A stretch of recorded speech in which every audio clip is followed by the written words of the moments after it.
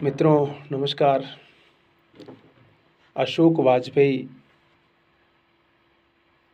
वरिष्ठ कवि हैं, संपादक, पूर्व प्रशासनिक अधिकारी रहे और लगातार लिखते रहते हैं। अभी रज़ा फाउंडेशन जो दिल्ली में है उसके कर्ता धर्ता हैं और लगातार प्रोग्राम करवाते रहते हैं। अशोक वाजपेयी मूलतः कवि हैं, चिंतक हैं, तमाम कलाओं के ज्ञाता हैं। संगीत, म्यूज़िक, पेंटिंग, इन सारी कलाओं पर उन्होंने बहुत लिखा है और मतलब ये एक विरल प्रतिभा है अपने आप में। अब 80 की उम्र पार कर चुके हैं वो तो। उनकी कविता पढ़ रहा हूँ मैं। हम अपना समय लिख नहीं पाएंगे, हम अपना समय लिख नहीं पाएंगे, यह ठहरा हुआ निर्जन समय, जिसमें पक्षी और चिड़ियाँ तक चुप हैं,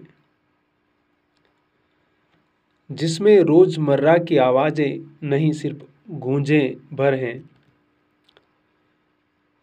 जिसमें प्रार्थना, पुकार और विलाप सब मौन में बिला गए हैं, जिसमें संग साथ कहीं दुबका हुआ है, जिसमें हर कुछ पर चुप्पी समय की तरह पसर गई है। ऐसे समय को हम कैसे लिख पाएंगे?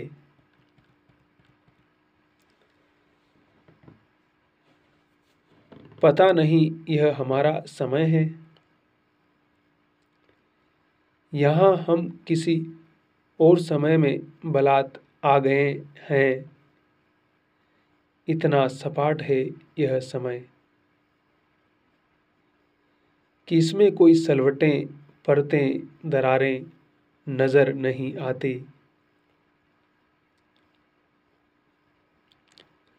और इससे भागने की कोई पगडंडी तक नहीं सूझती।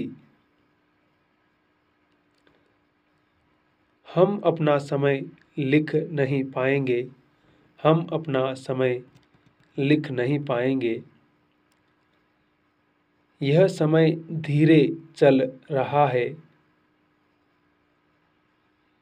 लगता सब घड़ियों ने विलंबित होना ठान लिया है,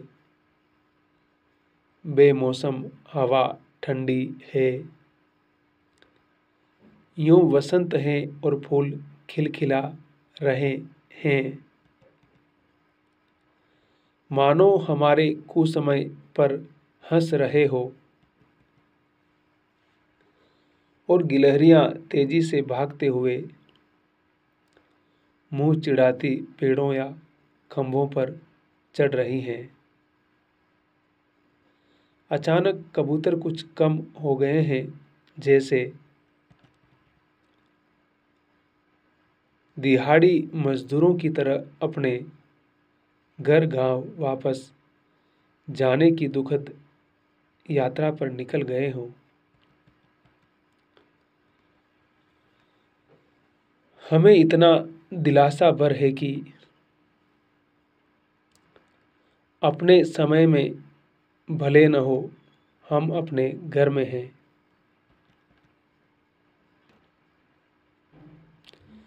अपने समय में भले न हो, हम अपने घर में हैं। उम्मीद किसी कचरे के छूट गए हिस्से की तरह किसी कोने में दुबकी पड़ी है,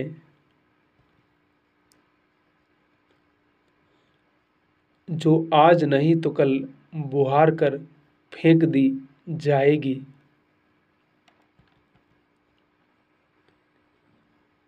हम अपना समय नहीं लिख पाएंगे, हम अपना समय नहीं लिख पाएंगे। अशोक वाजपेयी समालोचन में प्रकाशित हुई थी कविता उनकी। और आप ऑनलाइन जाएंगे तो उनकी सारी कविताएं लगभग उपलब्ध हैं। तो कवि कह रहा है कि हम अपना समय नहीं लिख पाएंगे और उसके बहुत सारे कारण उन्होंने कविता में गिनाए हैं।